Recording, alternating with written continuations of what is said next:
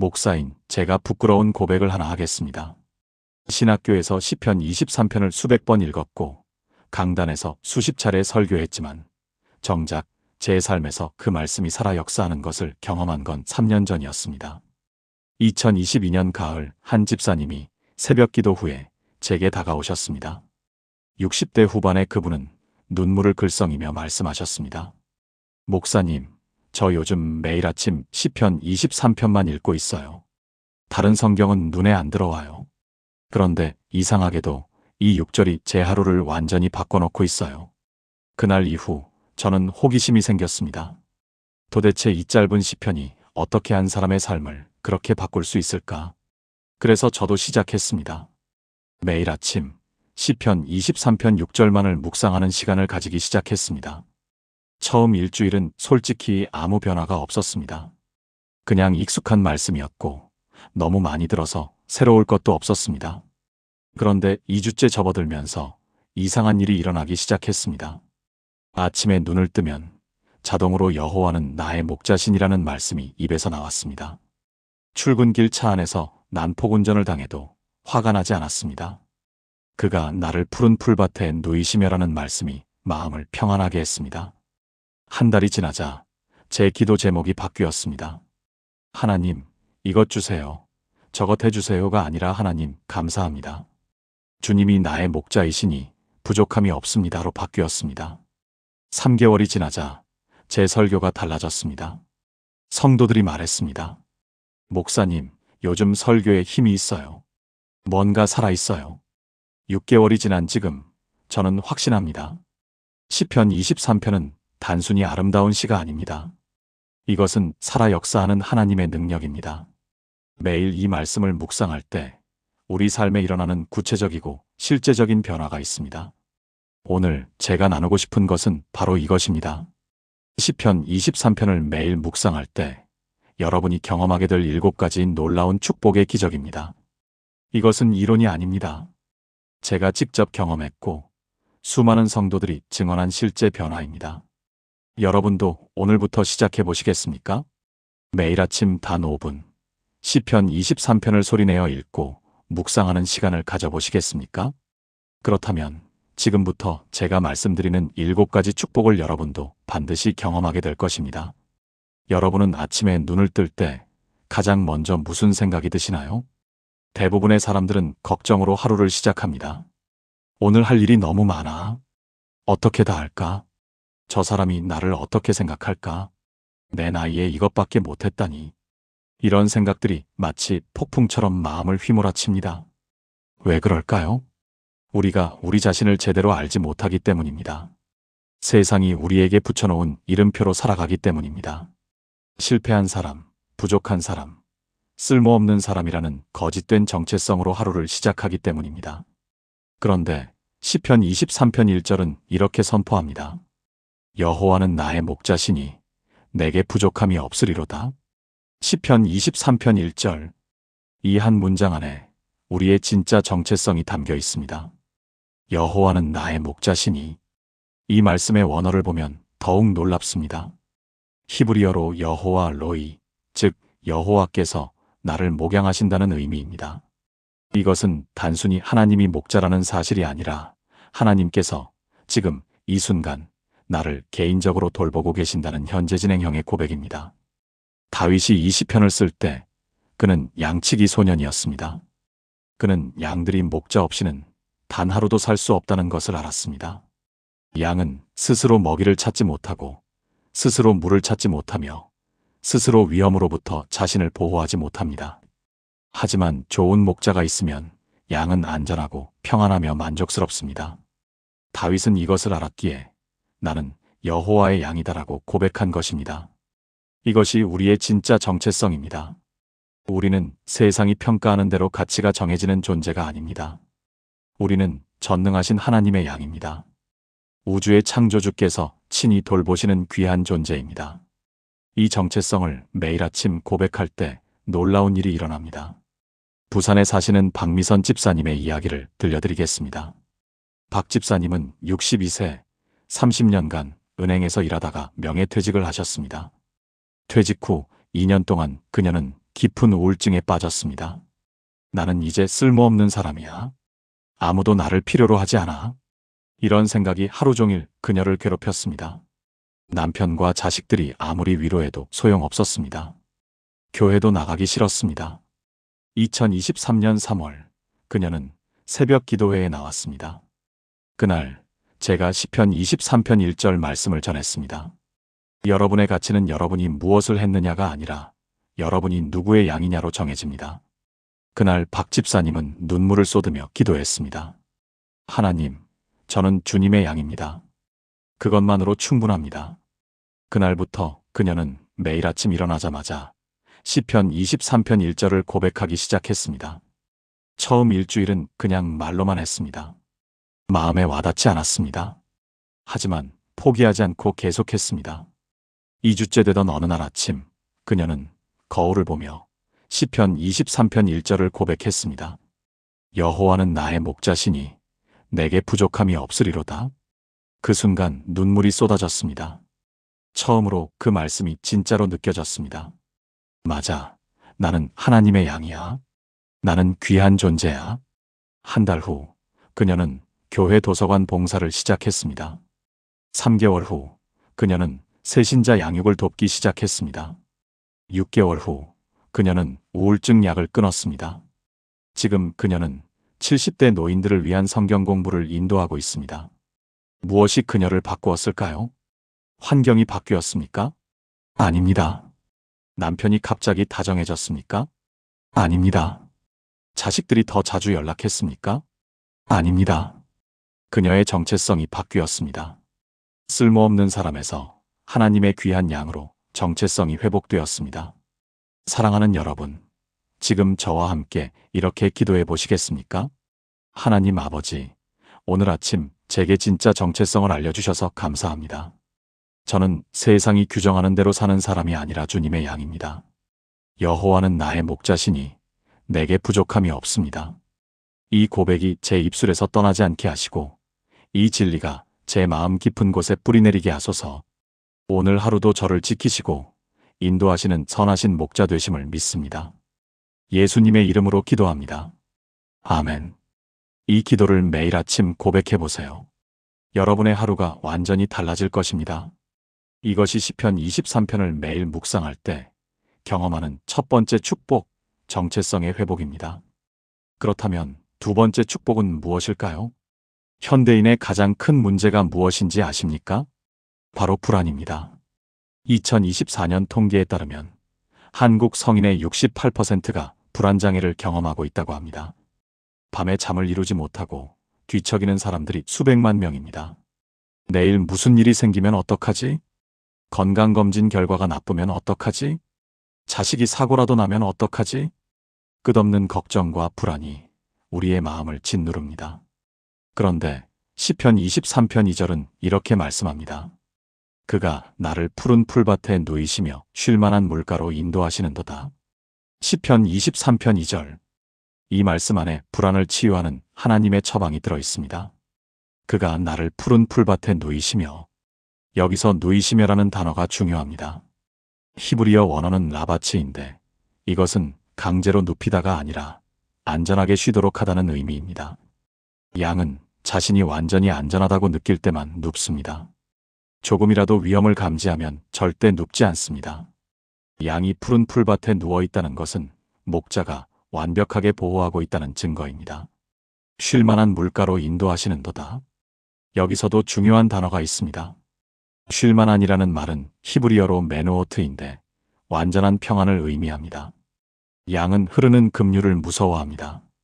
하지만 고요한 물가에서는 안심하고 물을 마십니다. 좋은 목자는 양을 위험한 급류가 아닌 고요한 물가로 인도합니다. 이것이 하나님께서 우리에게 주시는 평안입니다. 환경이 바뀌어서 평안한 것이 아닙니다.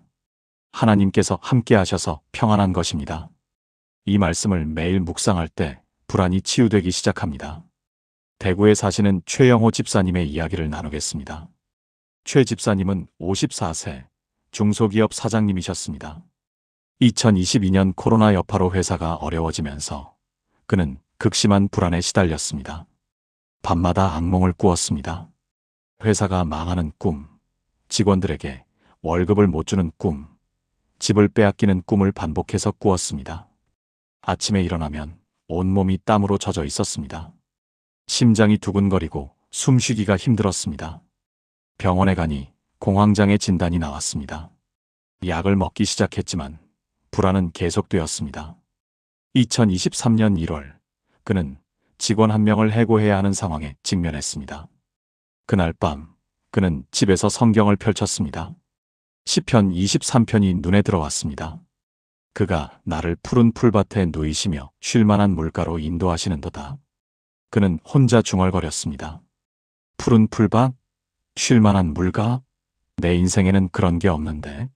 하지만 그날 밤 이상하게 그 말씀이 계속 마음에 남았습니다.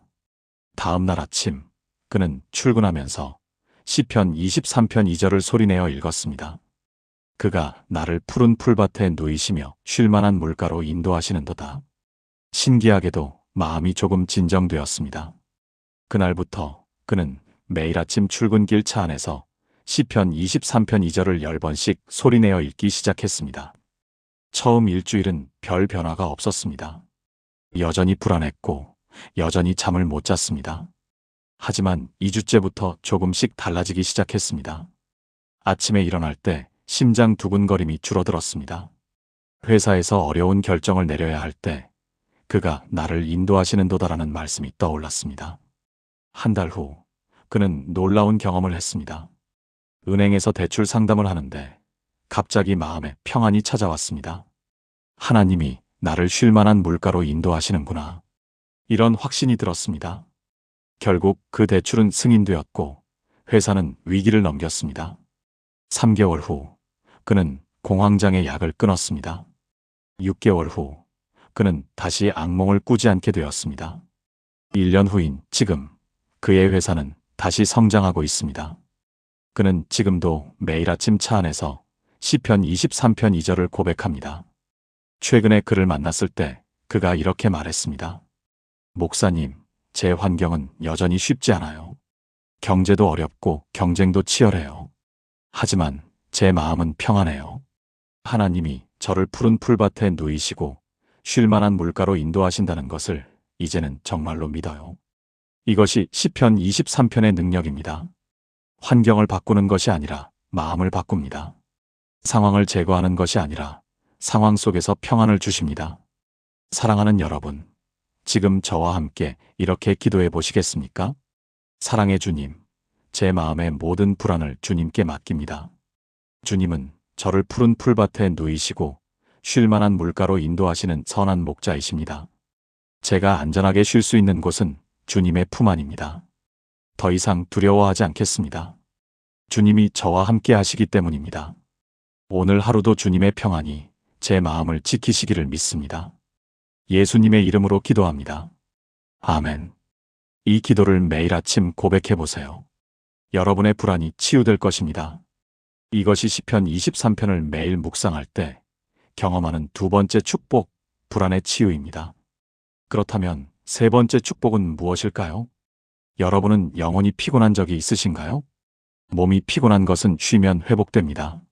하지만 영혼이 피곤할 때는 아무리 쉬어도 회복되지 않습니다. 휴가를 다녀와도 잠을 푹 자도 맛있는 음식을 먹어도 여전히 공허합니다. 왜 사는지 모르겠어. 의미가 없어. 그냥 하루하루 버티는 것 같아. 이런 생각이 든다면 그것은 영혼의 피곤함입니다. 시편 23편 3절은 이렇게 말씀합니다. 내 영혼을 소생시키시고 자기 이름을 위하여 의의 길로 인도하시는도다. 시편 23편 3절. 이 말씀 안에 영혼 회복의 비밀이 들어 있습니다. 내 영혼을 소생시키시고, 여기서 소생시키시고라는 단어가 핵심입니다. 히브리어로 슈브인데 이것은 돌이키다, 회복하다, 되살리다는 의미입니다. 이것은 죽은 것을 살리는 부활의 능력을 의미합니다. 우리의 영혼이 완전히 죽은 것처럼 느껴질 때 하나님은 그것을 다시 살리실 수 있습니다. 자기 이름을 위하여 의의 길로 인도하시는도다. 하나님이 우리 영혼을 소생시키시는 이유는 무엇일까요? 우리가 착해서가 아닙니다.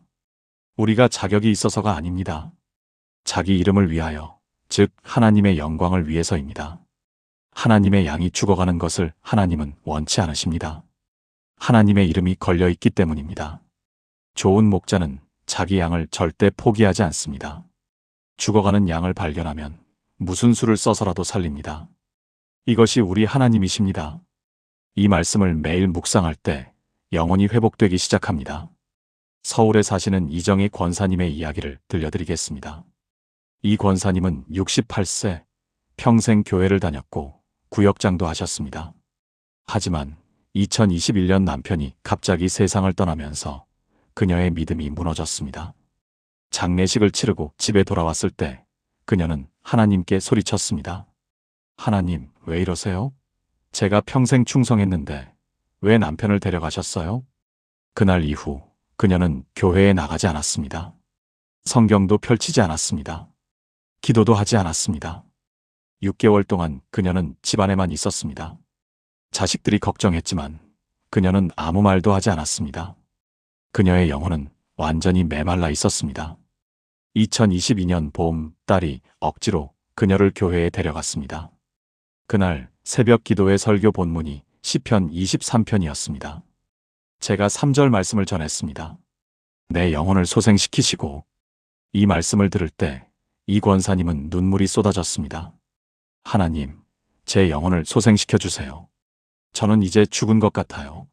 그날 그녀는 집에 돌아와 시편 23편을 펼쳤습니다.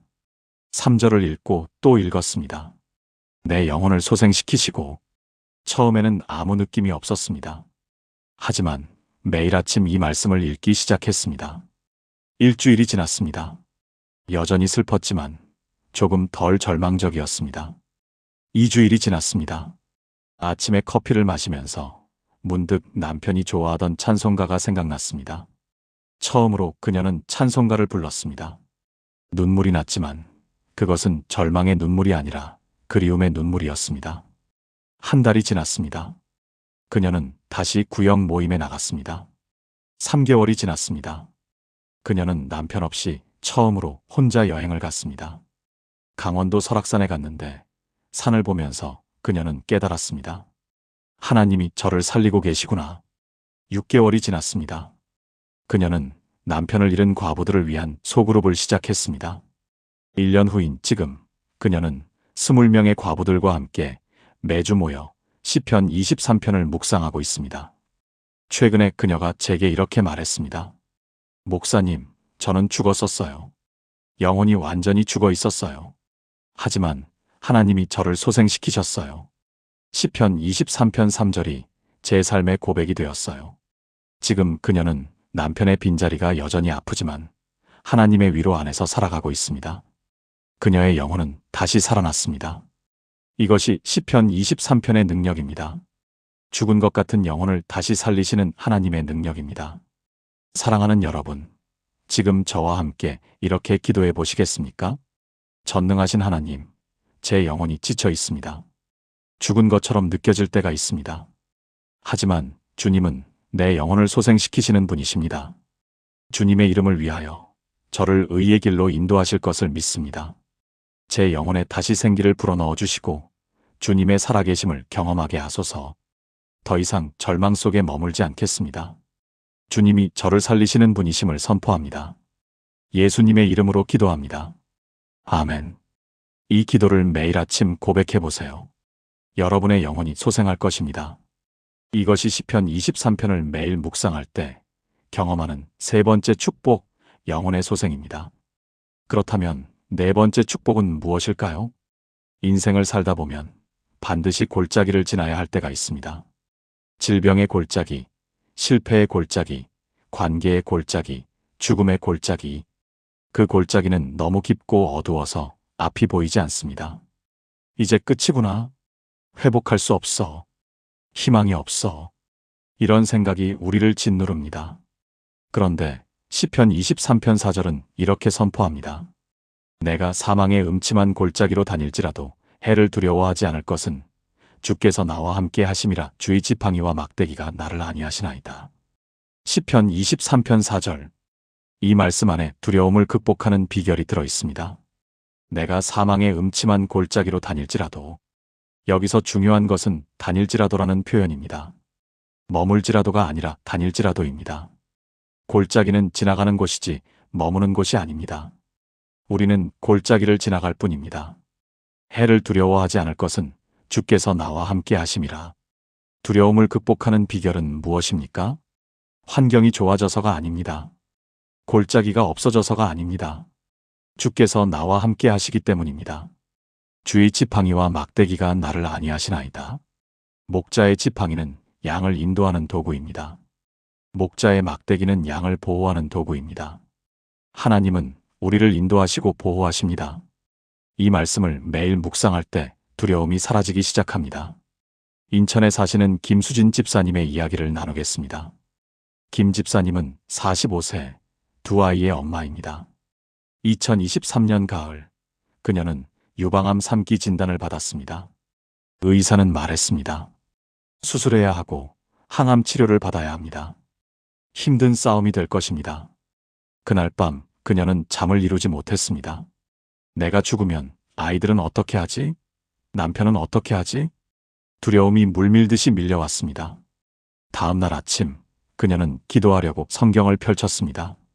시편 23편 4절이 눈에 들어왔습니다. 내가 사망의 음침한 골짜기로 다닐지라도 해를 두려워하지 않을 것은 주께서 나와 함께 하심이라. 그녀는 이 말씀을 소리내어 읽었습니다. 한 번, 두 번, 세 번, 10번을 읽었습니다. 신기하게도 마음이 조금 진정되었습니다. 맞아. 나는 지금 사망의 음침한 골짜기를 지나가고 있는 거야. 하지만 주님이 함께 하시잖아. 그날부터 그녀는 매일 아침 시편 23편 4절을 암송하기 시작했습니다. 수술실에 들어가기 전에도 이 말씀을 암송했습니다. 주께서 나와 함께 하심이라. 수술은 성공했습니다. 하지만 이제 6개월간의 항암 치료가 시작되었습니다. 첫 번째 항암 치료 후 그녀는 너무 고통스러워서 울었습니다. 머리카락이 빠지기 시작했습니다. 몸무게가 10kg 줄었습니다. 거울을 보는 것이 무서웠습니다. 하지만 매일 아침 그녀는 시편 23편 4절을 고백했습니다. 주의 지팡이와 막대기가 나를 안위하시나이다. 2개월이 지났습니다. 항암 치료 3차를 받는 날 병원 로비에서 그녀는 다른 암 환자를 만났습니다. 그 환자는 절망에 빠져 있었습니다. 김 집사님은 그 환자에게 시편 23편 4절을 나누었습니다. 언니, 이 말씀이 저를 지금까지 붙들어주고 있어요. 그날 두 사람은 함께 기도했습니다. 4개월이 지났습니다. 김 집사님은 항암 치료를 받으면서도 병원 기도실에서 암 환자들을 위한 기도 모임을 시작했습니다. 6개월 후 항암 치료가 끝났습니다. 검사 결과 암세포가 완전히 사라졌습니다. 의사는 놀라워했습니다. 이렇게 빨리 회복되는 경우는 드뭅니다.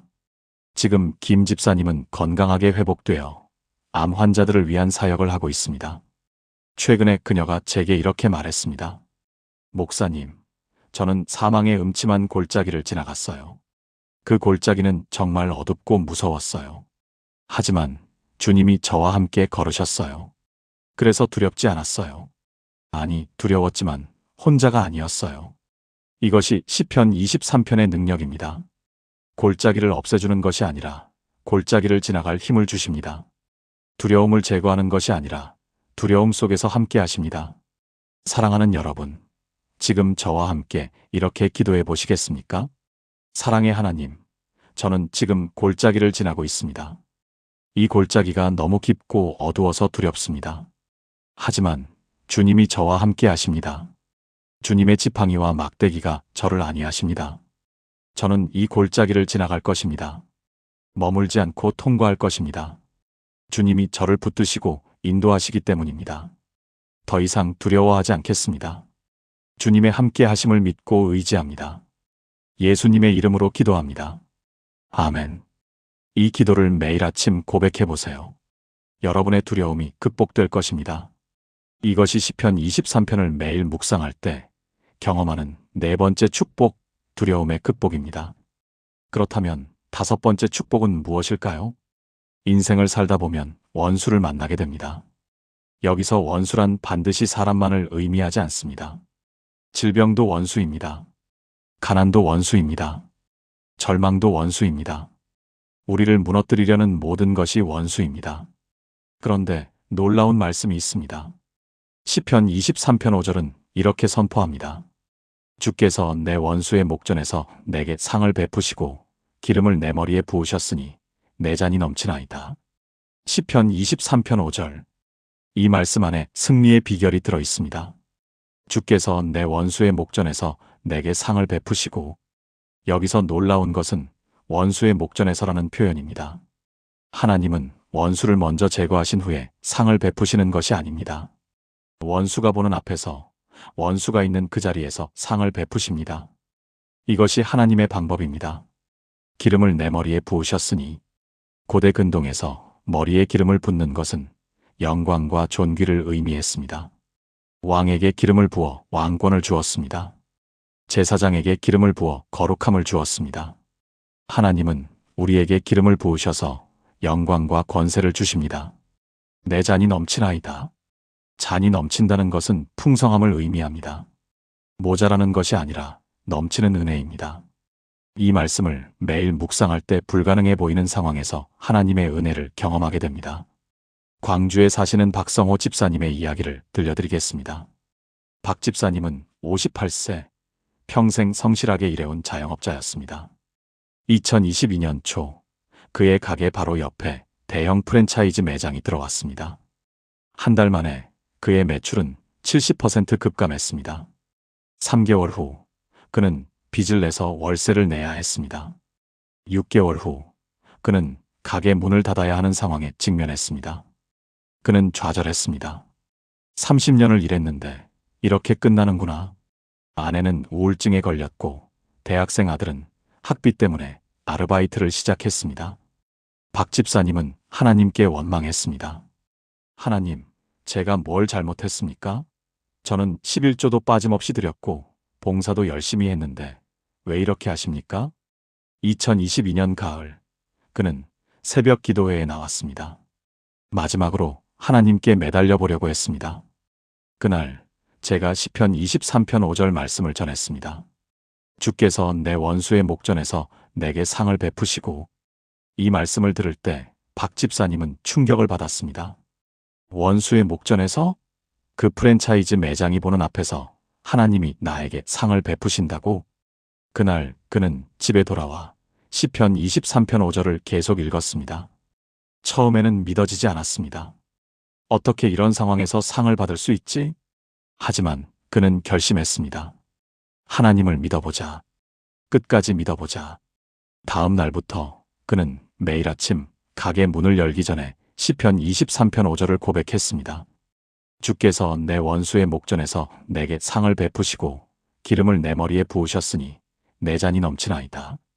일주일이 지났습니다. 여전히 손님은 없었습니다. 2주일이 지났습니다. 하지만 그는 포기하지 않고 계속 고백했습니다. 한 달 후 신기한 일이 일어났습니다. 한 단골 손님이 다른 손님을 데려왔습니다. 여기 주인분이 정말 친절하고 서비스가 좋아요. 그날부터 입소문이 나기 시작했습니다. 2개월 후 프랜차이즈 매장의 불친절함에 실망한 사람들이 그의 가게로 오기 시작했습니다. 3개월 후 그의 매출이 예전 수준으로 회복되었습니다. 6개월 후 놀랍게도 프랜차이즈 매장이 장사가 안 되어 철수했습니다. 1년 후인 지금 박 집사님의 가게는 그 지역에서 가장 인기 있는 가게가 되었습니다. 매출은 예전보다 2배 이상 늘었습니다. 최근에 그를 만났을 때 그가 이렇게 말했습니다. 목사님, 하나님은 정말 원수의 목전에서 상을 베푸시는 분이세요. 그 큰 프랜차이즈가 보는 앞에서 저를 일으켜 세우셨어요. 제 잔이 넘쳐요. 이제는 어려운 이웃들을 도울 수 있을 만큼 넉넉해졌어요. 이것이 시편 23편의 능력입니다. 불가능해 보이는 상황에서 하나님의 은혜가 나타납니다. 원수가 무너지고 우리가 승리합니다. 사랑하는 여러분, 지금 저와 함께 이렇게 기도해 보시겠습니까?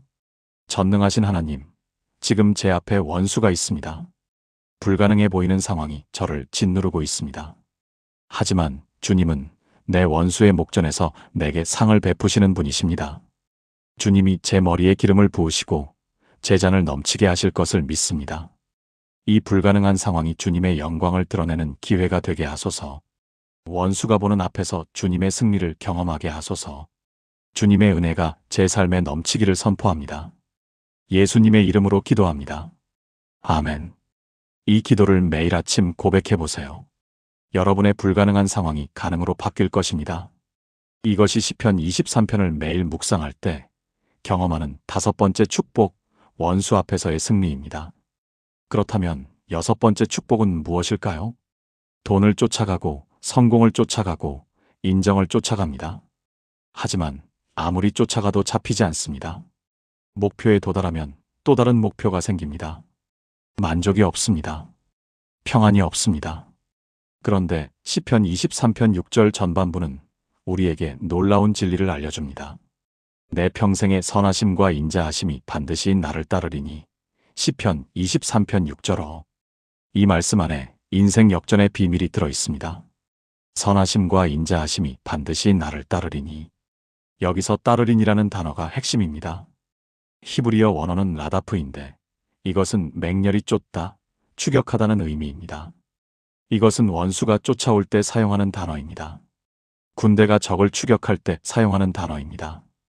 하나님의 선하심과 인자하심이 우리를 그렇게 맹렬히 쫓아온다는 것입니다. 우리가 하나님을 쫓아가는 것이 아니라 하나님이 우리를 쫓아오십니다. 우리가 하나님의 사랑을 붙잡는 것이 아니라 하나님의 사랑이 우리를 붙잡습니다. 내 평생에. 이것은 일시적인 것이 아닙니다. 내 평생 동안, 내가 숨쉬는 모든 날 동안 하나님의 선하심과 인자하심이 나를 쫓아온다는 것입니다. 이 말씀을 매일 묵상할 때 인생의 관점이 완전히 바뀝니다. 전주에 사시는 정미경 권사님의 이야기를 나누겠습니다. 정 권사님은 71세, 홀로 사시는 분입니다. 남편은 10년 전에 세상을 떠났고 자식들은 모두 외국에 나가 있습니다. 2023년 초 그녀는 깊은 외로움에 빠졌습니다. 자식들은 바빠서 전화도 잘하지 않았습니다. 친구들은 하나둘 세상을 떠나거나 요양원에 들어갔습니다. 그녀는 매일 텅 빈 집에서 혼자 밥을 먹었습니다. 나는 이제 아무에게도 필요 없는 사람이야. 이런 생각이 그녀를 괴롭혔습니다. 어느 날 그녀는 성경을 펼쳤습니다. 시편 23편 6절이 눈에 들어왔습니다. 내 평생의 선하심과 인자하심이 반드시 나를 따르리니. 그녀는 이 말씀을 읽고 눈물이 났습니다. 하나님의 선하심과 인자하심이 나를 따른다고? 이 늙고 쓸모없는 나를? 하지만 말씀은 분명했습니다. 반드시 나를 따르리니. 그날부터 그녀는 매일 아침 거울을 보며 시편 23편 6절을 고백하기 시작했습니다. 내 평생의 선하심과 인자하심이 반드시 나를 따르리니. 처음 일주일은 믿기지 않았습니다. 어디서 선하심이 따라와? 나는 혼자인데. 하지만 계속 고백했습니다. 2주째 되던 어느 날 신기한 일이 일어났습니다. 마트에서 장을 보는데 낯선 젊은 여성이 다가왔습니다. 어머니, 도와드릴까요?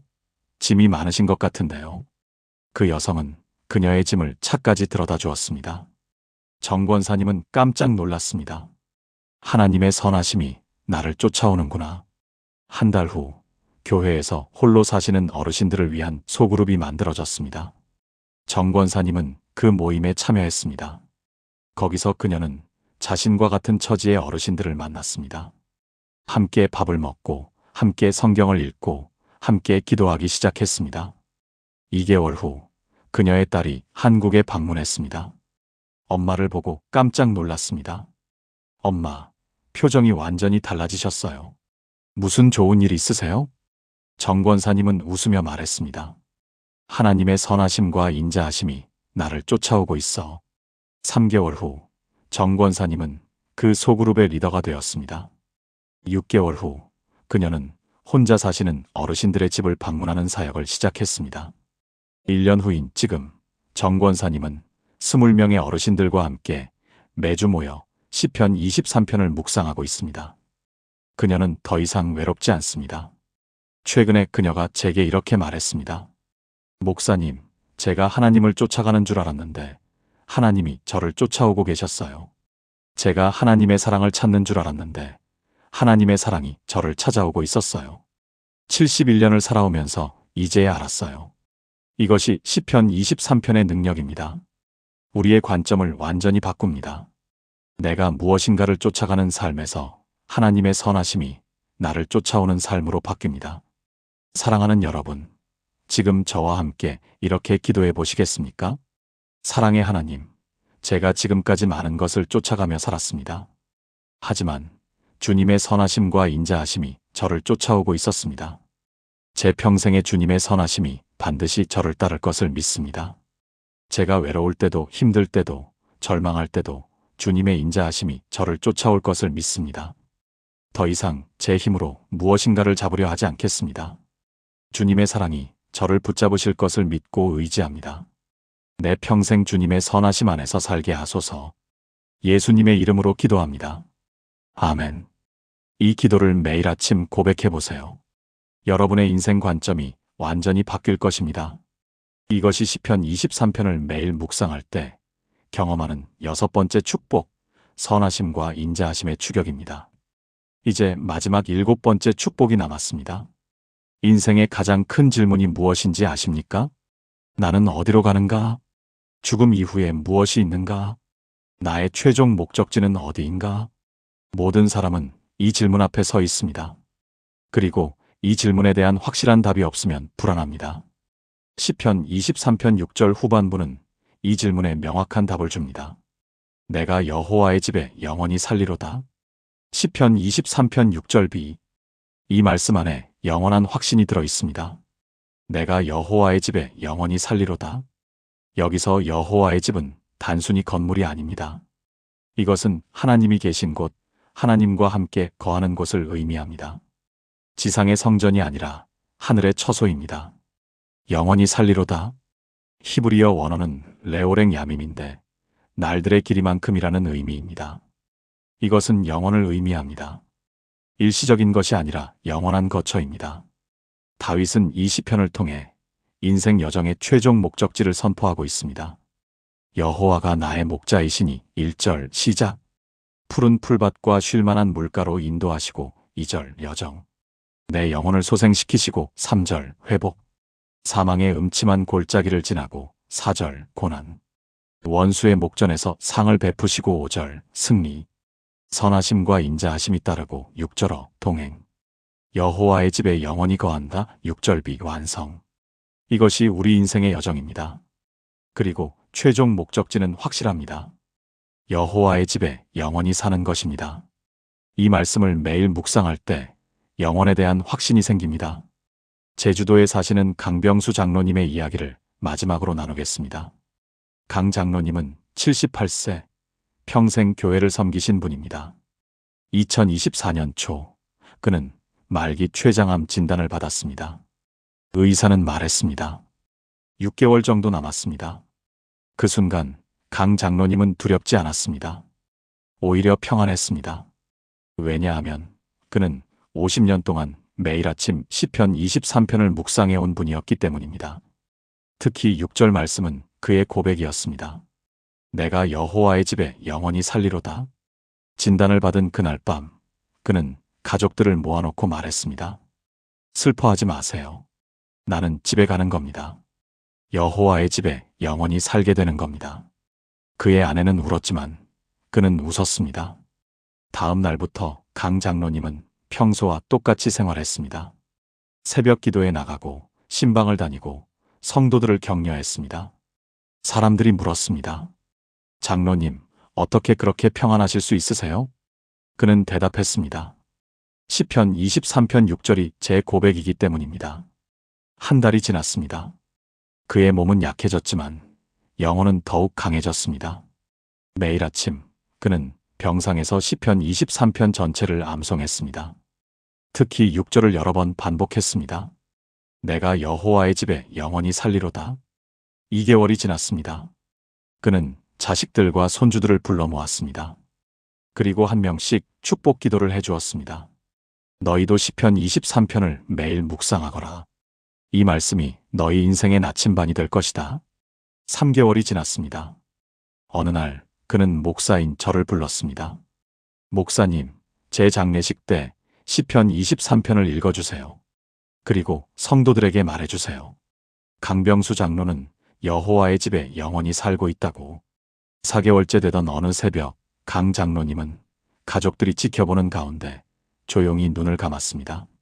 마지막 순간 그의 입술에서 나온 말은 이것이었습니다. 여호와의 집에 영원히. 그의 장례식은 슬픔보다 감사가 넘쳤습니다. 많은 사람들이 울었지만 그것은 절망의 눈물이 아니라 그리움의 눈물이었습니다. 장례식 설교 때 저는 시편 23편 전체를 읽었습니다. 그리고 말했습니다. 강병수 장로님은 지금 여호와의 집에 영원히 살고 계십니다. 그분의 목자이신 예수님께서 그를 푸른 풀밭으로 인도하셨습니다. 장례식 후 많은 성도들이 저에게 말했습니다. 목사님, 저도 매일 시편 23편을 묵상하겠습니다. 저도 확신을 가지고 싶습니다. 지금 강 장로님의 가족들은 매일 아침 함께 모여 시편 23편을 읽습니다. 할아버지가 남긴 유산입니다. 이것이 시편 23편의 마지막 축복입니다. 영혼에 대한 확신입니다. 죽음 앞에서도 두렵지 않은 평안입니다. 우리의 최종 목적지가 확실하다는 확신입니다. 사랑하는 여러분, 지금 저와 함께 이렇게 기도해 보시겠습니까? 영원하신 하나님, 제 인생의 최종 목적지를 알려주셔서 감사합니다. 저는 여호와의 집에 영원히 살 것입니다. 이 땅의 삶이 전부가 아니라 영원을 향한 여정임을 믿습니다. 죽음이 끝이 아니라 집으로 가는 문임을 고백합니다. 제 목자이신 예수님께서 저를 영원한 집으로 인도하실 것을 믿습니다. 이 확신 안에서 오늘도 담대히 살게 하소서. 영원한 집을 바라보며 이 땅에서 충성하게 하소서. 여호와의 집에 영원히 거할 것을 선포합니다. 예수님의 이름으로 기도합니다. 아멘. 이 기도를 매일 아침 고백해 보세요. 여러분의 인생에 영원한 확신이 생길 것입니다. 이것이 시편 23편을 매일 묵상할 때 경험하는 7번째 축복, 영원한 집입니다. 지금까지 나눈 7가지 말씀을 하나의 기도로 드리겠습니다. 사랑하는 여러분, 함께 기도하시겠습니까? 전능하신 하나님 아버지, 오늘 이 시간 시편 23편의 놀라운 축복들을 깨닫게 하심을 감사드립니다. 정체성을 회복시키시고 불안을 치유하시며 영혼을 소생시키시고 두려움을 극복하게 하시며 원수 앞에서 승리하게 하시고 선하심으로 쫓아오시며 영원한 집을 약속하신 주님을 찬양합니다. 저는 고백합니다. 여호와는 나의 목자시니 내게 부족함이 없습니다. 저는 주님의 양이며 주님이 돌보시는 귀한 존재입니다. 주님은 나를 푸른 풀밭에 누이시며 쉴만한 물가로 인도하십니다. 제 마음의 모든 불안을 주님께 맡기고 주님 안에서 쉽니다. 주님은 내 영혼을 소생시키시고 자기 이름을 위하여 의의 길로 인도하십니다. 죽은 것 같은 제 영혼을 다시 살리시는 주님의 능력을 믿습니다. 내가 사망의 음침한 골짜기로 다닐지라도 해를 두려워하지 않습니다. 주님께서 나와 함께 하시고 주님의 지팡이와 막대기가 나를 안위하십니다. 주님은 내 원수의 목전에서 내게 상을 베푸시고 기름을 내 머리에 부으십니다. 내 잔이 넘치며 불가능한 상황도 주님의 은혜로 가능케 됩니다. 내 평생의 선하심과 인자하심이 반드시 나를 따르며 내가 여호와의 집에 영원히 살 것입니다. 오늘부터 저와 제 가족이 매일 아침 이 말씀으로 하루를 시작하게 하소서. 이 말씀이 우리 가정의 고백이 되게 하시고 우리 삶의 반석이 되게 하소서. 두려움 대신 확신을, 불안 대신 평안을, 절망 대신 희망을 주소서. 우리의 날들을 주님의 영광으로 채우시고 우리의 삶이 이 말씀에 살아있는 증거가 되게 하소서. 여호와는 나의 목자시니 내게 부족함이 없습니다. 이 고백이 오늘도 내일도 내 평생 제 입술에서 떠나지 않게 하소서. 이 모든 축복이 주님의 약속이심을 믿고 신뢰하며 의지합니다. 살아계신 예수 그리스도의 이름으로 기도합니다. 아멘. 사랑하는 여러분, 지금까지 시편 23편을 매일 묵상할 때 경험하게 되는 7가지 놀라운 축복을 함께 나누었습니다. 첫째, 정체성의 회복, 내가 누구인지 깨닫게 됩니다. 둘째, 불안의 치유, 마음의 평안을 경험하게 됩니다. 셋째, 영혼의 소생, 지친 마음이 회복됩니다. 넷째, 두려움의 극복, 어둠 속에서도 담대해집니다. 5째, 원수 앞에서의 승리 불가능한 상황에서 은혜를 경험합니다. 6째, 선하심과 인자하심의 추격 하나님의 사랑이 나를 쫓아옵니다. 7째, 영원한 집 하나님의 집에 영원히 살게 됩니다. 이 7가지는 이론이 아닙니다. 제가 직접 경험했고 수많은 성도들이 증언한 실제 변화입니다. 시편 23편은 단지 아름다운 시가 아닙니다. 이것은 살아 역사하는 하나님의 능력입니다. 이 말씀을 매일 묵상할 때 여러분의 삶에도 동일한 기적이 일어날 것입니다. 오늘부터 시작해 보시겠습니까? 매일 아침 단 5분, 시편 23편을 소리내어 읽고 묵상하는 시간을 가져보시겠습니까? 어느 한 절이라도 좋습니다. 마음에 와닿는 그 말씀을 붙잡고 하루를 시작해 보세요. 일주일 후 여러분의 아침이 달라질 것입니다. 1개월 후 여러분의 기도가 달라질 것입니다. 3개월 후 여러분의 삶이 달라질 것입니다. 1년 후 여러분은 고백하게 될 것입니다. 여호와는 나의 목자시니 내게 부족함이 없나이다. 여러분도 이 말씀이 삶의 실제가 되는 놀라운 경험을 하시길 바랍니다. 목사인 제가 부끄러운 고백을 하나 하겠습니다. 신학교에서 시편 23편을 수백 번 읽었고 강단에서 수십 차례 설교했지만 정작 제 삶에서 그 말씀이 살아 역사하는 것을 경험한 건 3년 전이었습니다. 2022년 가을 한 집사님이 새벽 기도 후에 제게 다가오셨습니다. 60대 후반의 그분은 눈물을 글썽이며 말씀하셨습니다. 목사님, 저 요즘 매일 아침 시편 23편만 읽고 있어요. 다른 성경은 눈에 안 들어와요. 그런데 이상하게도 이 6절이 제 하루를 완전히 바꿔놓고 있어요. 그날 이후 저는 호기심이 생겼습니다. 도대체 이 짧은 시편이 어떻게 한 사람의 삶을 그렇게 바꿀 수 있을까? 그래서 저도 시작했습니다.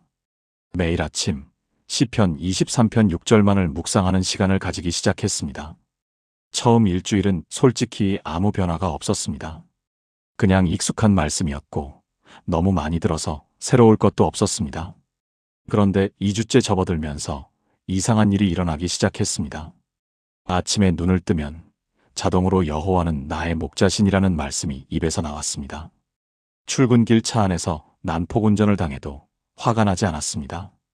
그가 나를 푸른 풀밭에 누이시며라는 말씀이 마음을 평안하게 했습니다. 한 달이 지나자 제 기도 제목이 바뀌었습니다. 하나님, 이것 주세요. 저것 해주세요가 아니라 하나님, 감사합니다. 주님이 나의 목자이시니 부족함이 없습니다로 바뀌었습니다. 3개월이 지나자 제 설교가 달라졌습니다. 성도들이 말했습니다.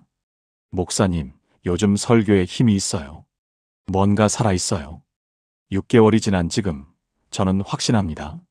시편 23편은 단순히 아름다운 시가 아닙니다. 이것은 살아 역사하는 하나님의 능력입니다.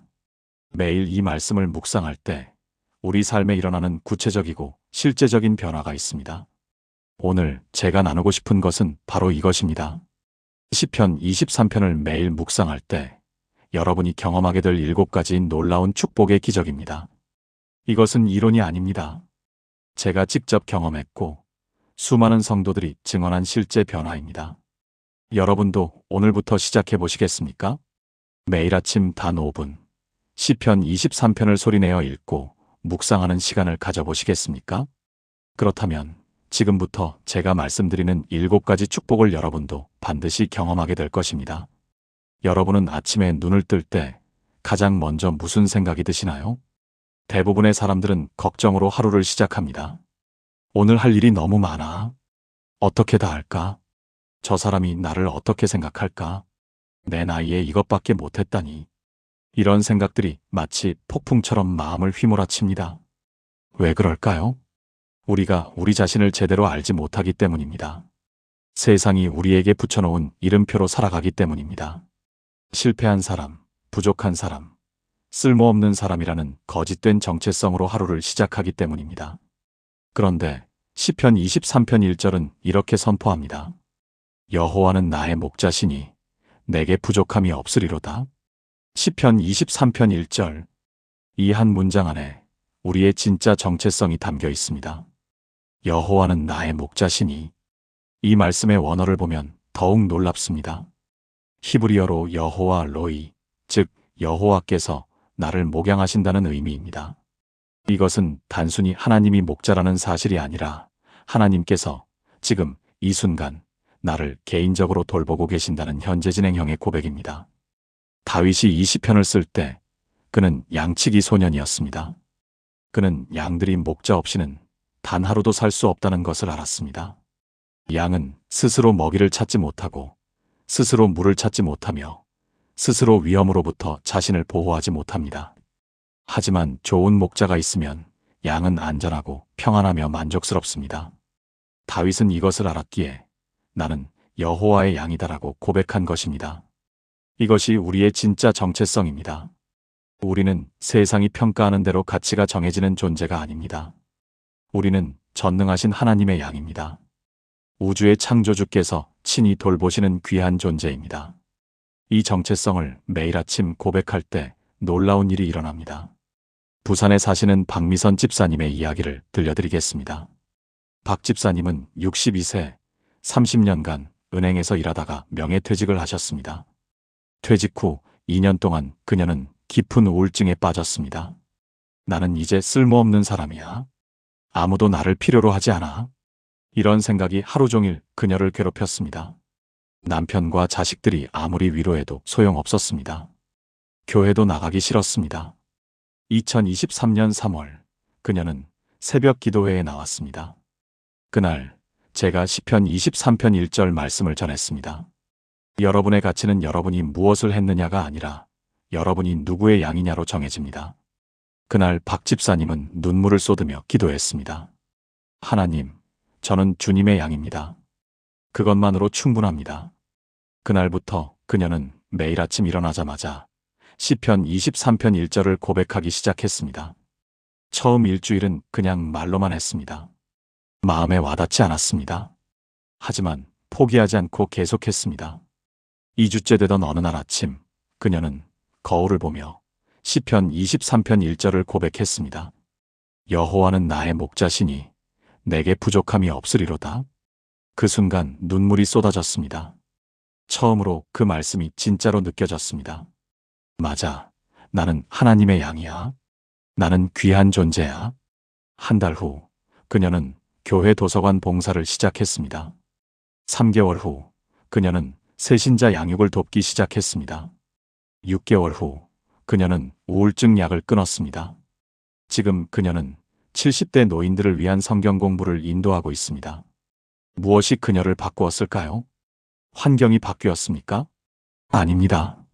남편이 갑자기 다정해졌습니까? 아닙니다. 자식들이 더 자주 연락했습니까? 아닙니다. 그녀의 정체성이 바뀌었습니다. 쓸모없는 사람에서 하나님의 귀한 양으로 정체성이 회복되었습니다. 사랑하는 여러분, 지금 저와 함께 이렇게 기도해 보시겠습니까? 하나님 아버지, 오늘 아침 제게 진짜 정체성을 알려주셔서 감사합니다. 저는 세상이 규정하는 대로 사는 사람이 아니라 주님의 양입니다. 여호와는 나의 목자시니 내게 부족함이 없습니다. 이 고백이 제 입술에서 떠나지 않게 하시고 이 진리가 제 마음 깊은 곳에 뿌리내리게 하소서. 오늘 하루도 저를 지키시고 인도하시는 선하신 목자 되심을 믿습니다. 예수님의 이름으로 기도합니다. 아멘. 이 기도를 매일 아침 고백해 보세요. 여러분의 하루가 완전히 달라질 것입니다. 이것이 시편 23편을 매일 묵상할 때 경험하는 첫 번째 축복, 정체성의 회복입니다. 그렇다면 두 번째 축복은 무엇일까요? 현대인의 가장 큰 문제가 무엇인지 아십니까? 바로 불안입니다. 2024년 통계에 따르면 한국 성인의 68%가 불안장애를 경험하고 있다고 합니다. 밤에 잠을 이루지 못하고 뒤척이는 사람들이 수백만 명입니다. 내일 무슨 일이 생기면 어떡하지? 건강검진 결과가 나쁘면 어떡하지? 자식이 사고라도 나면 어떡하지? 끝없는 걱정과 불안이 우리의 마음을 짓누릅니다. 그런데 시편 23편 2절은 이렇게 말씀합니다. 그가 나를 푸른 풀밭에 누이시며 쉴만한 물가로 인도하시는도다. 시편 23편 2절. 이 말씀 안에 불안을 치유하는 하나님의 처방이 들어 있습니다. 그가 나를 푸른 풀밭에 누이시며, 여기서 누이시며라는 단어가 중요합니다. 히브리어 원어는 라바츠인데 이것은 강제로 눕히다가 아니라 안전하게 쉬도록 하다는 의미입니다. 양은 자신이 완전히 안전하다고 느낄 때만 눕습니다. 조금이라도 위험을 감지하면 절대 눕지 않습니다. 양이 푸른 풀밭에 누워 있다는 것은 목자가 완벽하게 보호하고 있다는 증거입니다. 쉴만한 물가로 인도하시는도다. 여기서도 중요한 단어가 있습니다. 쉴만한이라는 말은 히브리어로 메누오트인데 완전한 평안을 의미합니다. 양은 흐르는 급류를 무서워합니다. 하지만 고요한 물가에서는 안심하고 물을 마십니다. 좋은 목자는 양을 위험한 급류가 아닌 고요한 물가로 인도합니다. 이것이 하나님께서 우리에게 주시는 평안입니다. 환경이 바뀌어서 평안한 것이 아닙니다. 하나님께서 함께 하셔서 평안한 것입니다. 이 말씀을 매일 묵상할 때 불안이 치유되기 시작합니다. 대구에 사시는 최영호 집사님의 이야기를 나누겠습니다. 최 집사님은 54세 중소기업 사장님이셨습니다. 2022년 코로나 여파로 회사가 어려워지면서 그는 극심한 불안에 시달렸습니다. 밤마다 악몽을 꾸었습니다. 회사가 망하는 꿈, 직원들에게 월급을 못 주는 꿈, 집을 빼앗기는 꿈을 반복해서 꾸었습니다. 아침에 일어나면 온몸이 땀으로 젖어 있었습니다. 심장이 두근거리고 숨쉬기가 힘들었습니다. 병원에 가니 공황장애 진단이 나왔습니다. 약을 먹기 시작했지만 불안은 계속되었습니다. 2023년 1월 그는 직원 한 명을 해고해야 하는 상황에 직면했습니다. 그날 밤 그는 집에서 성경을 펼쳤습니다. 시편 23편이 눈에 들어왔습니다. 그가 나를 푸른 풀밭에 누이시며 쉴만한 물가로 인도하시는도다. 그는 혼자 중얼거렸습니다. 푸른 풀밭? 쉴만한 물가? 내 인생에는 그런 게 없는데. 하지만 그날 밤 이상하게 그 말씀이 계속 마음에 남았습니다. 다음 날 아침 그는 출근하면서 시편 23편 2절을 소리내어 읽었습니다. 그가 나를 푸른 풀밭에 누이시며 쉴만한 물가로 인도하시는도다. 신기하게도 마음이 조금 진정되었습니다. 그날부터 그는 매일 아침 출근길 차 안에서 시편 23편 2절을 10번씩 소리내어 읽기 시작했습니다. 처음 일주일은 별 변화가 없었습니다. 여전히 불안했고 여전히 잠을 못 잤습니다. 하지만 2주째부터 조금씩 달라지기 시작했습니다. 아침에 일어날 때 심장 두근거림이 줄어들었습니다. 회사에서 어려운 결정을 내려야 할 때 그가 나를 인도하시는도다라는 말씀이 떠올랐습니다. 한 달 후 그는 놀라운 경험을 했습니다. 은행에서 대출 상담을 하는데 갑자기 마음에 평안이 찾아왔습니다. 하나님이 나를 쉴만한 물가로 인도하시는구나. 이런 확신이 들었습니다. 결국 그 대출은 승인되었고 회사는 위기를 넘겼습니다. 3개월 후 그는 공황장애 약을 끊었습니다. 6개월 후 그는 다시 악몽을 꾸지 않게 되었습니다. 1년 후인 지금 그의 회사는 다시 성장하고 있습니다. 그는 지금도 매일 아침 차 안에서 시편 23편 2절을 고백합니다. 최근에 그를 만났을 때 그가 이렇게 말했습니다. 목사님, 제 환경은 여전히 쉽지 않아요. 경제도 어렵고 경쟁도 치열해요. 하지만 제 마음은 평안해요. 하나님이 저를 푸른 풀밭에 누이시고 쉴만한 물가로 인도하신다는 것을 이제는 정말로 믿어요. 이것이 시편 23편의 능력입니다. 환경을 바꾸는 것이 아니라 마음을 바꿉니다. 상황을 제거하는 것이 아니라 상황 속에서 평안을 주십니다. 사랑하는 여러분, 지금 저와 함께 이렇게 기도해 보시겠습니까? 사랑의 주님, 제 마음의 모든 불안을 주님께 맡깁니다. 주님은 저를 푸른 풀밭에 누이시고 쉴만한 물가로 인도하시는 선한 목자이십니다. 제가 안전하게 쉴 수 있는 곳은 주님의 품 안입니다. 더 이상 두려워하지 않겠습니다. 주님이 저와 함께 하시기 때문입니다. 오늘 하루도 주님의 평안이 제 마음을 지키시기를 믿습니다. 예수님의 이름으로 기도합니다. 아멘. 이 기도를 매일 아침 고백해 보세요. 여러분의 불안이 치유될 것입니다. 이것이 시편 23편을 매일 묵상할 때 경험하는 두 번째 축복, 불안의 치유입니다. 그렇다면 세 번째 축복은 무엇일까요? 여러분은 영혼이 피곤한 적이 있으신가요? 몸이 피곤한 것은 쉬면 회복됩니다. 하지만 영혼이 피곤할 때는 아무리 쉬어도 회복되지 않습니다. 휴가를 다녀와도, 잠을 푹 자도, 맛있는 음식을 먹어도 여전히 공허합니다. 왜 사는지 모르겠어. 의미가 없어. 그냥 하루하루 버티는 것 같아. 이런 생각이 든다면 그것은 영혼의 피곤함입니다. 시편 23편 3절은 이렇게 말씀합니다. 내 영혼을 소생시키시고 자기 이름을 위하여 의의 길로 인도하시는도다. 시편 23편 3절. 이 말씀 안에 영혼 회복의 비밀이 들어 있습니다.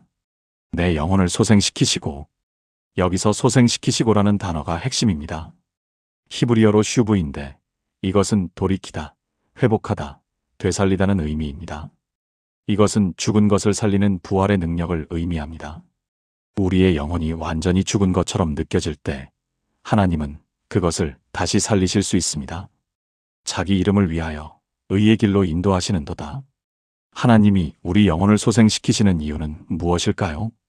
우리가 착해서가 아닙니다. 우리가 자격이 있어서가 아닙니다. 자기 이름을 위하여, 즉 하나님의 영광을 위해서입니다. 하나님의 양이 죽어가는 것을 하나님은 원치 않으십니다. 하나님의 이름이 걸려 있기 때문입니다. 좋은 목자는 자기 양을 절대 포기하지 않습니다. 죽어가는 양을 발견하면 무슨 수를 써서라도 살립니다. 이것이 우리 하나님이십니다. 이 말씀을 매일 묵상할 때 영혼이 회복되기 시작합니다.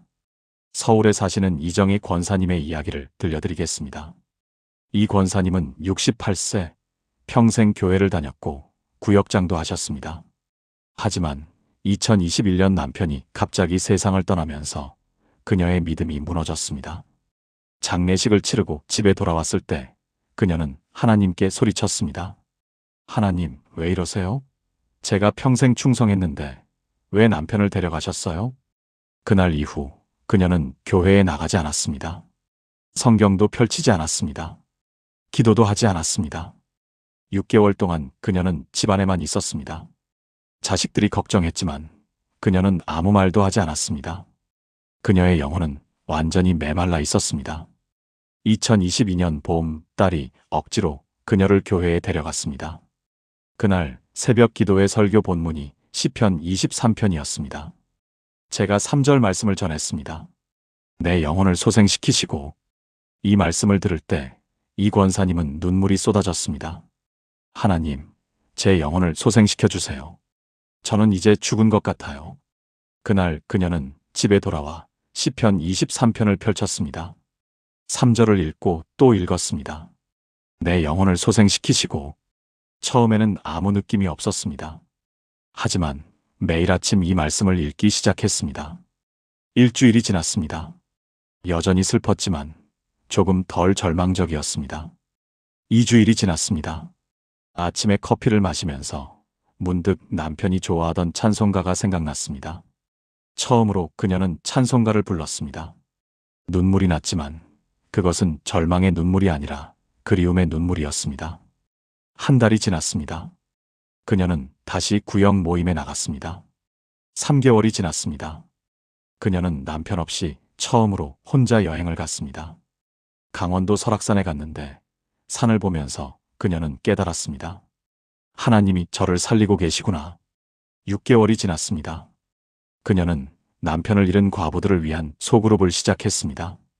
1년 후인 지금 그녀는 20명의 과부들과 함께 매주 모여 시편 23편을 묵상하고 있습니다. 최근에 그녀가 제게 이렇게 말했습니다. 목사님, 저는 죽었었어요. 영혼이 완전히 죽어 있었어요. 하지만 하나님이 저를 소생시키셨어요. 시편 23편 3절이 제 삶의 고백이 되었어요. 지금 그녀는 남편의 빈자리가 여전히 아프지만 하나님의 위로 안에서 살아가고 있습니다. 그녀의 영혼은 다시 살아났습니다. 이것이 시편 23편의 능력입니다. 죽은 것 같은 영혼을 다시 살리시는 하나님의 능력입니다. 사랑하는 여러분, 지금 저와 함께 이렇게 기도해 보시겠습니까? 전능하신 하나님, 제 영혼이 지쳐 있습니다. 죽은 것처럼 느껴질 때가 있습니다. 하지만 주님은 내 영혼을 소생시키시는 분이십니다. 주님의 이름을 위하여 저를 의의 길로 인도하실 것을 믿습니다. 제 영혼에 다시 생기를 불어넣어 주시고 주님의 살아계심을 경험하게 하소서. 더 이상 절망 속에 머물지 않겠습니다. 주님이 저를 살리시는 분이심을 선포합니다. 예수님의 이름으로 기도합니다. 아멘. 이 기도를 매일 아침 고백해 보세요. 여러분의 영혼이 소생할 것입니다. 이것이 시편 23편을 매일 묵상할 때 경험하는 세 번째 축복, 영혼의 소생입니다. 그렇다면 네 번째 축복은 무엇일까요? 인생을 살다 보면 반드시 골짜기를 지나야 할 때가 있습니다. 질병의 골짜기, 실패의 골짜기, 관계의 골짜기, 죽음의 골짜기. 그 골짜기는 너무 깊고 어두워서 앞이 보이지 않습니다. 이제 끝이구나. 회복할 수 없어. 희망이 없어. 이런 생각이 우리를 짓누릅니다. 그런데 시편 23편 4절은 이렇게 선포합니다. 내가 사망의 음침한 골짜기로 다닐지라도 해를 두려워하지 않을 것은 주께서 나와 함께 하심이라. 주의 지팡이와 막대기가 나를 안위하시나이다. 시편 23편 4절. 이 말씀 안에 두려움을 극복하는 비결이 들어 있습니다. 내가 사망의 음침한 골짜기로 다닐지라도. 여기서 중요한 것은 다닐지라도라는 표현입니다. 머물지라도가 아니라 다닐지라도입니다. 골짜기는 지나가는 곳이지 머무는 곳이 아닙니다. 우리는 골짜기를 지나갈 뿐입니다. 해를 두려워하지 않을 것은 주께서 나와 함께 하심이라. 두려움을 극복하는 비결은 무엇입니까? 환경이 좋아져서가 아닙니다. 골짜기가 없어져서가 아닙니다. 주께서 나와 함께 하시기 때문입니다. 주의 지팡이와 막대기가 나를 안위하시나이다. 목자의 지팡이는 양을 인도하는 도구입니다. 목자의 막대기는 양을 보호하는 도구입니다. 하나님은 우리를 인도하시고 보호하십니다. 이 말씀을 매일 묵상할 때 두려움이 사라지기 시작합니다. 인천에 사시는 김수진 집사님의 이야기를 나누겠습니다. 김 집사님은 45세, 두 아이의 엄마입니다. 2023년 가을, 그녀는 유방암 3기 진단을 받았습니다. 의사는 말했습니다. 수술해야 하고 항암 치료를 받아야 합니다. 힘든 싸움이 될 것입니다. 그날 밤 그녀는 잠을 이루지 못했습니다. 내가 죽으면 아이들은 어떻게 하지? 남편은 어떻게 하지? 두려움이 물밀듯이 밀려왔습니다. 다음 날 아침 그녀는 기도하려고 성경을 펼쳤습니다. 시편 23편 4절이 눈에 들어왔습니다.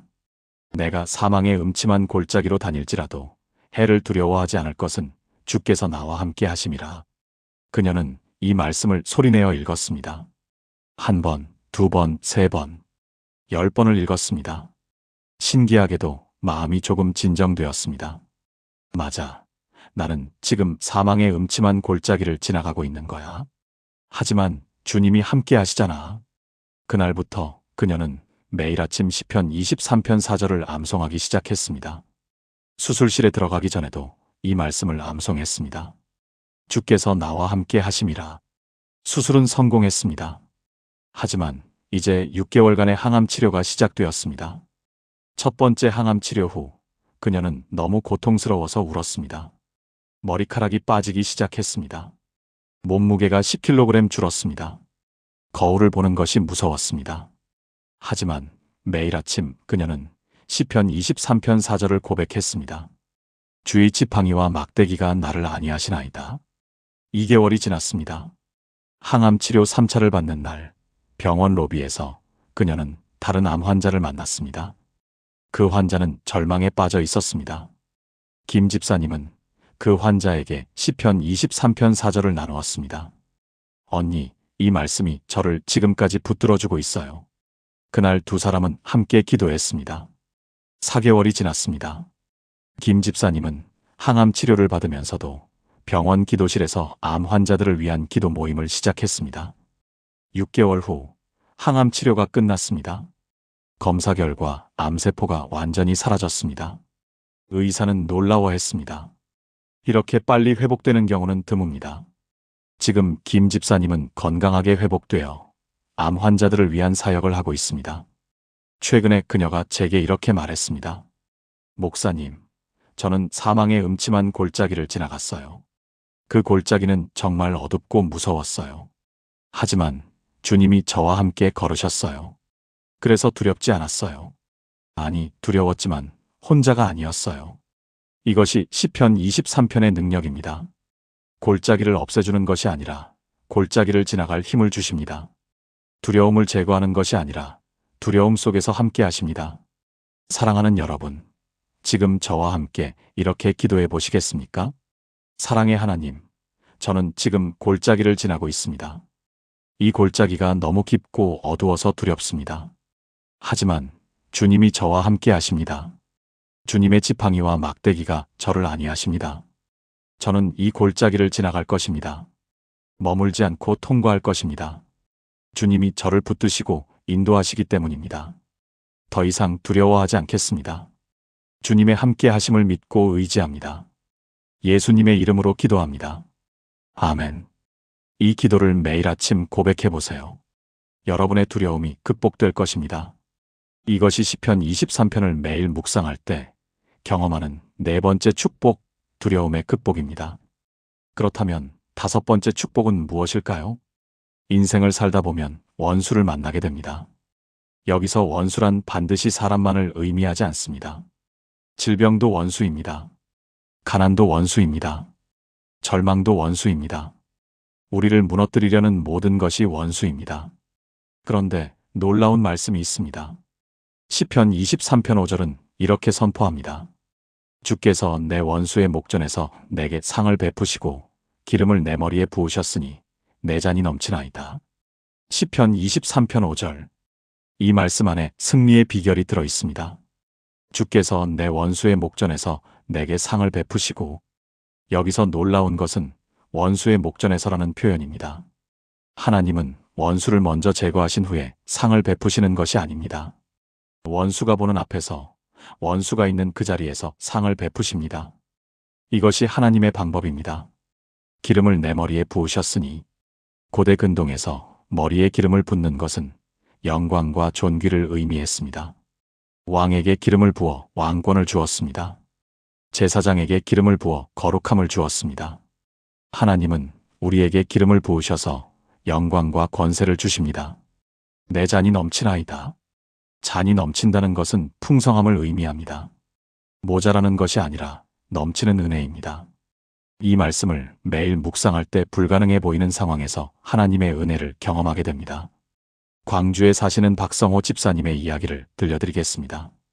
박 집사님은 58세, 평생 성실하게 일해온 자영업자였습니다. 2022년 초, 그의 가게 바로 옆에 대형 프랜차이즈 매장이 들어왔습니다. 한 달 만에 그의 매출은 70% 급감했습니다. 3개월 후, 그는 빚을 내서 월세를 내야 했습니다. 6개월 후, 그는 가게 문을 닫아야 하는 상황에 직면했습니다. 그는 좌절했습니다. 30년을 일했는데 이렇게 끝나는구나.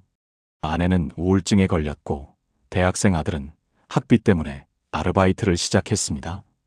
박 집사님은 하나님께 원망했습니다. 하나님, 제가 뭘 잘못했습니까? 저는 11조도 빠짐없이 드렸고 봉사도 열심히 했는데 왜 이렇게 하십니까? 2022년 가을, 그는 새벽 기도회에 나왔습니다. 마지막으로 하나님께 매달려 보려고 했습니다. 그날 제가 시편 23편 5절 말씀을 전했습니다. 주께서 내 원수의 목전에서 내게 상을 베푸시고, 이 말씀을 들을 때 박 집사님은 충격을 받았습니다. 원수의 목전에서? 그 프랜차이즈 매장이 보는 앞에서 하나님이 나에게 상을 베푸신다고? 그날 그는 집에 돌아와 시편 23편 5절을 계속 읽었습니다. 처음에는 믿어지지 않았습니다. 어떻게 이런 상황에서 상을 받을 수 있지? 하지만 그는 결심했습니다. 하나님을 믿어보자. 끝까지 믿어보자. 다음 날부터 그는 매일 아침 가게 문을 열기 전에 시편 23편 5절을 고백했습니다. 주께서 내 원수의 목전에서 내게 상을 베푸시고 기름을 내 머리에 부으셨으니 내 잔이 넘치나이다. 일주일이 지났습니다. 여전히 손님은 없었습니다. 2주일이 지났습니다. 하지만 그는 포기하지 않고 계속 고백했습니다.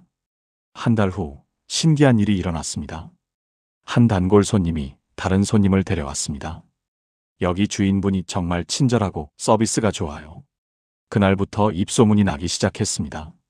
2개월 후 프랜차이즈 매장의 불친절함에 실망한 사람들이 그의 가게로 오기 시작했습니다. 3개월 후 그의 매출이 예전 수준으로 회복되었습니다. 6개월 후 놀랍게도 프랜차이즈 매장이 장사가 안 되어 철수했습니다. 1년 후인 지금 박 집사님의 가게는 그 지역에서 가장 인기 있는 가게가 되었습니다. 매출은 예전보다 2배 이상 늘었습니다. 최근에 그를 만났을 때 그가 이렇게 말했습니다. 목사님, 하나님은 정말 원수의 목전에서 상을 베푸시는 분이세요. 그 큰 프랜차이즈가 보는 앞에서 저를 일으켜 세우셨어요. 제 잔이 넘쳐요. 이제는 어려운 이웃들을 도울 수 있을 만큼 넉넉해졌어요. 이것이 시편 23편의 능력입니다. 불가능해 보이는 상황에서 하나님의 은혜가 나타납니다. 원수가 무너지고 우리가 승리합니다. 사랑하는 여러분, 지금 저와 함께 이렇게 기도해 보시겠습니까? 전능하신 하나님, 지금 제 앞에 원수가 있습니다. 불가능해 보이는 상황이 저를 짓누르고 있습니다. 하지만 주님은 내 원수의 목전에서 내게 상을 베푸시는 분이십니다. 주님이 제 머리에 기름을 부으시고 제 잔을 넘치게 하실 것을 믿습니다. 이 불가능한 상황이 주님의 영광을 드러내는 기회가 되게 하소서. 원수가 보는 앞에서 주님의 승리를 경험하게 하소서. 주님의 은혜가 제 삶에 넘치기를 선포합니다. 예수님의 이름으로 기도합니다. 아멘. 이 기도를 매일 아침 고백해 보세요. 여러분의 불가능한 상황이 가능으로 바뀔 것입니다. 이것이 시편 23편을 매일 묵상할 때 경험하는 5번째 축복, 원수 앞에서의 승리입니다. 그렇다면 6번째 축복은 무엇일까요? 돈을 쫓아가고 성공을 쫓아가고 인정을 쫓아갑니다. 하지만 아무리 쫓아가도 잡히지 않습니다. 목표에 도달하면 또 다른 목표가 생깁니다. 만족이 없습니다.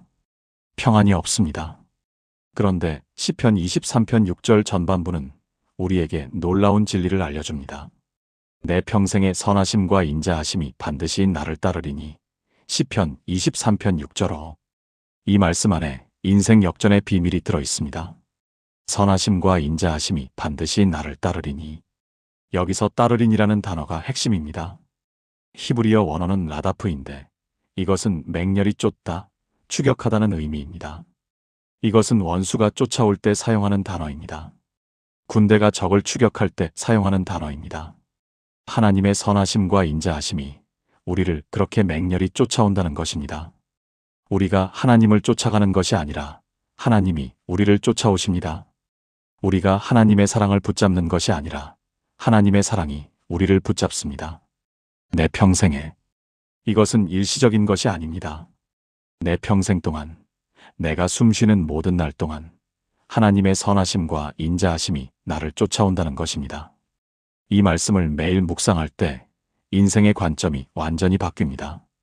전주에 사시는 정미경 권사님의 이야기를 나누겠습니다. 정 권사님은 71세, 홀로 사시는 분입니다. 남편은 10년 전에 세상을 떠났고 자식들은 모두 외국에 나가 있습니다. 2023년 초 그녀는 깊은 외로움에 빠졌습니다. 자식들은 바빠서 전화도 잘하지 않았습니다. 친구들은 하나둘 세상을 떠나거나 요양원에 들어갔습니다. 그녀는 매일 텅 빈 집에서 혼자 밥을 먹었습니다.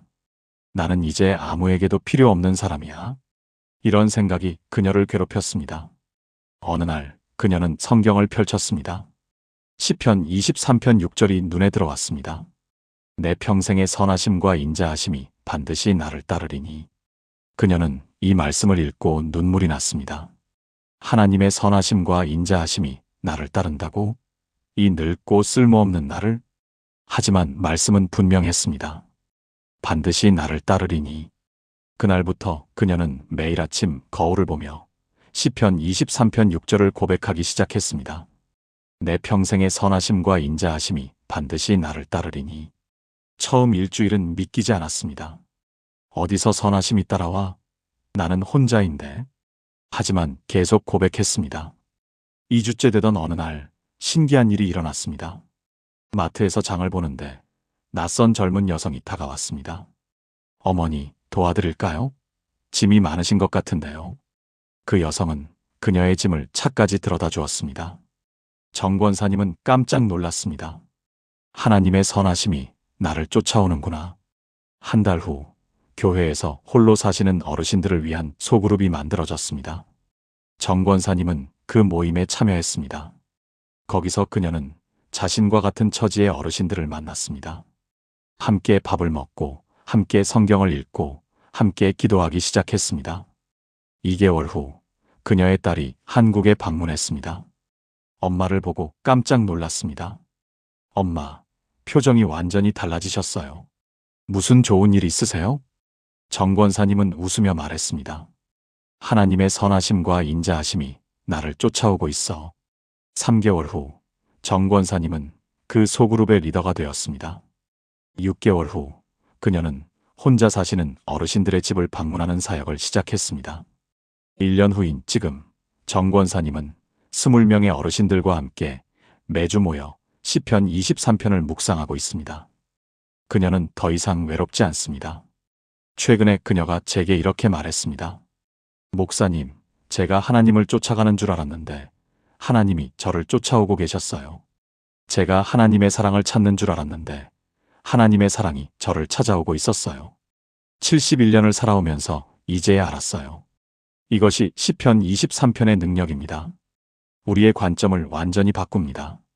내가 무엇인가를 쫓아가는 삶에서 하나님의 선하심이 나를 쫓아오는 삶으로 바뀝니다. 사랑하는 여러분, 지금 저와 함께 이렇게 기도해 보시겠습니까? 사랑의 하나님, 제가 지금까지 많은 것을 쫓아가며 살았습니다.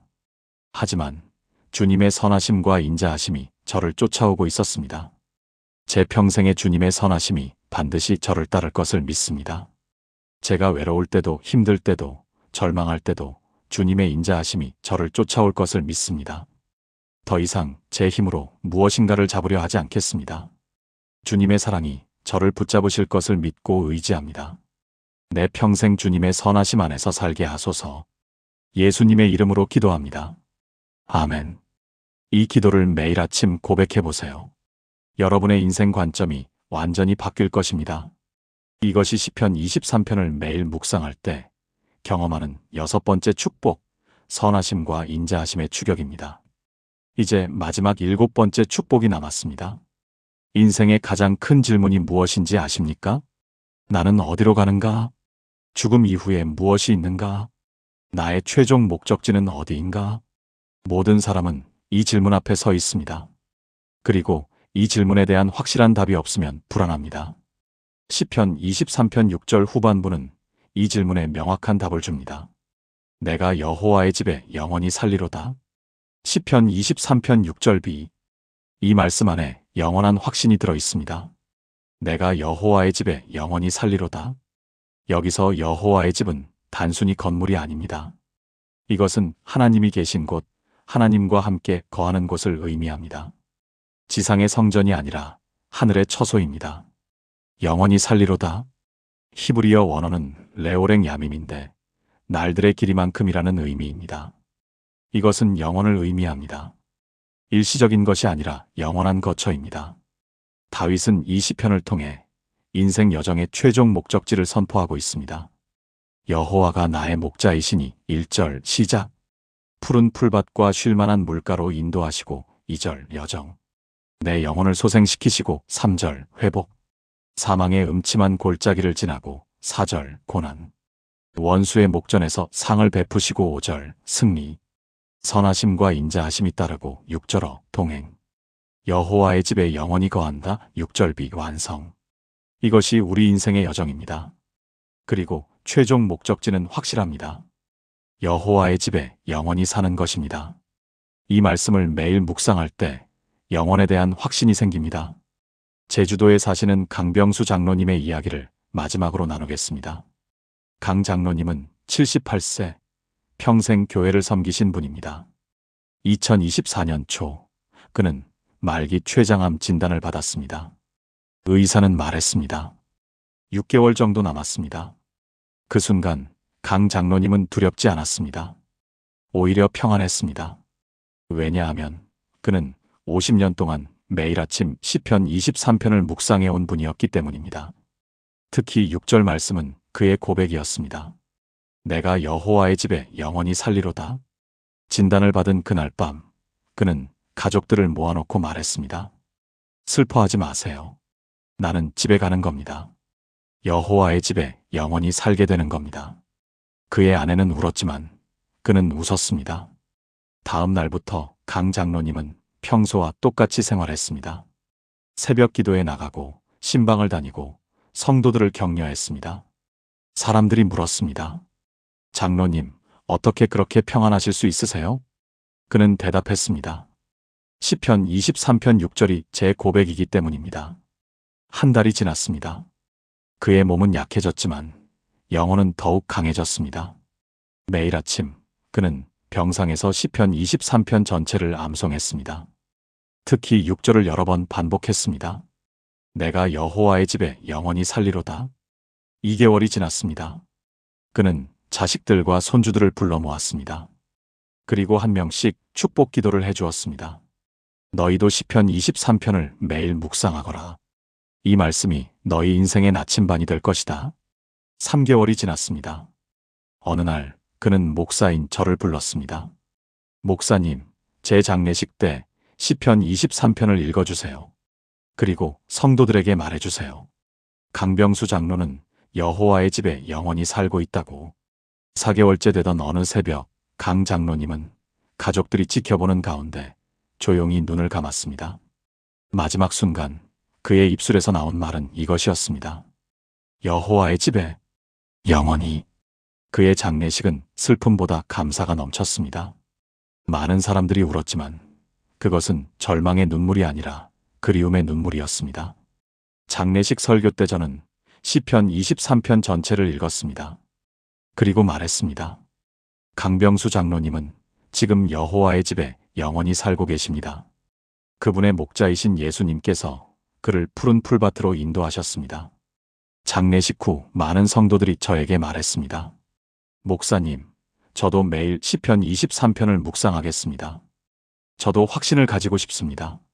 지금 강 장로님의 가족들은 매일 아침 함께 모여 시편 23편을 읽습니다. 할아버지가 남긴 유산입니다. 이것이 시편 23편의 마지막 축복입니다. 영혼에 대한 확신입니다.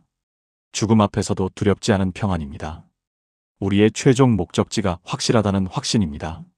사랑하는 여러분, 지금 저와 함께 이렇게 기도해 보시겠습니까? 영원하신 하나님, 제 인생의 최종 목적지를 알려주셔서 감사합니다. 저는 여호와의 집에 영원히 살 것입니다. 이 땅의 삶이 전부가 아니라 영원을 향한 여정임을 믿습니다. 죽음이 끝이 아니라 집으로 가는 문임을 고백합니다. 제 목자이신 예수님께서 저를 영원한 집으로 인도하실 것을 믿습니다. 이 확신 안에서 오늘도 담대히 살게 하소서. 영원한 집을 바라보며 이 땅에서 충성하게 하소서. 여호와의 집에 영원히 거할 것을 선포합니다. 예수님의 이름으로 기도합니다. 아멘. 이 기도를 매일 아침 고백해 보세요. 여러분의 인생에 영원한 확신이 생길 것입니다. 이것이 시편 23편을 매일 묵상할 때 경험하는 7번째 축복, 영원한 집입니다. 지금까지 나눈 7가지 말씀을 하나의 기도로 드리겠습니다. 사랑하는 여러분, 함께 기도하시겠습니까?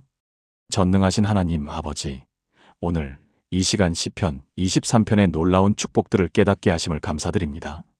정체성을 회복시키시고 불안을 치유하시며 영혼을 소생시키시고 두려움을 극복하게 하시며 원수 앞에서 승리하게 하시고 선하심으로 쫓아오시며 영원한 집을 약속하신 주님을 찬양합니다. 저는 고백합니다. 여호와는 나의 목자시니 내게 부족함이 없습니다. 저는 주님의 양이며 주님이 돌보시는 귀한 존재입니다. 주님은 나를 푸른 풀밭에 누이시며 쉴 만한 물가로 인도하십니다. 제 마음의 모든 불안을 주님께 맡기고 주님 안에서 쉽니다. 주님은 내 영혼을 소생시키시고 자기 이름을 위하여 의의 길로 인도하십니다. 죽은 것 같은 제 영혼을 다시 살리시는 주님의 능력을 믿습니다. 내가 사망의 음침한 골짜기로 다닐지라도 해를 두려워하지 않습니다. 주님께서 나와 함께 하시고 주님의 지팡이와 막대기가 나를 안위하십니다. 주님은 내 원수의 목전에서 내게 상을 베푸시고 기름을 내 머리에 부으십니다. 내 잔이 넘치며 불가능한 상황도 주님의 은혜로 가능케 됩니다. 내 평생의 선하심과 인자하심이 반드시 나를 따르며 내가 여호와의 집에 영원히 살 것입니다. 오늘부터 저와 제 가족이 매일 아침 이 말씀으로 하루를 시작하게 하소서. 이 말씀이 우리 가정의 고백이 되게 하시고 우리 삶의 반석이 되게 하소서. 두려움 대신 확신을, 불안 대신 평안을, 절망 대신 희망을 주소서. 우리의 날들을 주님의 영광으로 채우시고 우리의 삶이 이 말씀에 살아있는 증거가 되게 하소서. 여호와는 나의 목자시니 내게 부족함이 없습니다. 이 고백이 오늘도 내일도 내 평생 제 입술에서 떠나지 않게 하소서. 이 모든 축복이 주님의 약속이심을 믿고 신뢰하며 의지합니다. 살아계신 예수 그리스도의 이름으로 기도합니다. 아멘. 사랑하는 여러분, 지금까지 시편 23편을 매일 묵상할 때 경험하게 되는 7가지 놀라운 축복을 함께 나누었습니다. 첫째, 정체성의 회복, 내가 누구인지 깨닫게 됩니다. 둘째, 불안의 치유, 마음의 평안을 경험하게 됩니다. 셋째, 영혼의 소생, 지친 마음이 회복됩니다. 넷째, 두려움의 극복, 어둠 속에서도 담대해집니다. 다섯째, 원수 앞에서의 승리, 불가능한 상황에서 은혜를 경험합니다. 여섯째, 선하심과 인자하심의 추격, 하나님의 사랑이 나를 쫓아옵니다. 일곱째, 영원한 집, 하나님의 집에 영원히 살게 됩니다. 이 7가지는 이론이 아닙니다. 제가 직접 경험했고 수많은 성도들이 증언한 실제 변화입니다. 시편 23편은 단지 아름다운 시가 아닙니다. 이것은 살아 역사하는 하나님의 능력입니다. 이 말씀을 매일 묵상할 때 여러분의 삶에도 동일한 기적이 일어날 것입니다. 오늘부터 시작해 보시겠습니까? 매일 아침 단 5분 시편 23편을 소리내어 읽고 묵상하는 시간을 가져보시겠습니까? 어느 한 절이라도 좋습니다. 마음에 와닿는 그 말씀을 붙잡고 하루를 시작해 보세요. 일주일 후 여러분의 아침이 달라질 것입니다. 1개월 후 여러분의 기도가 달라질 것입니다. 3개월 후 여러분의 삶이 달라질 것입니다. 1년 후 여러분은 고백하게 될 것입니다. 여호와는 나의 목자시니 내게 부족함이 없나이다. 여러분도 이 말씀이 삶의 실제가 되는 놀라운 경험을 하시길 바랍니다. 이 말씀이 마음에 닿았다면 좋아요를 눌러주시고 아래 댓글란에 아멘이라고 남겨주세요. 그리고 이 은혜를 더 많은 분들과 나누고 싶으시다면 공유 버튼을 눌러주세요. 여러분의 한 번의 공유가 누군가의 삶을 완전히 바꿀 수 있습니다. 하나님의 풍성한 은혜와 평강이 여러분과 여러분의 가정에 가득하기를 기도합니다. 매일 아침 시편 23편과 함께 하나님의 임재를 경험하는 복된 하루 되시기를 축복합니다. 감사합니다.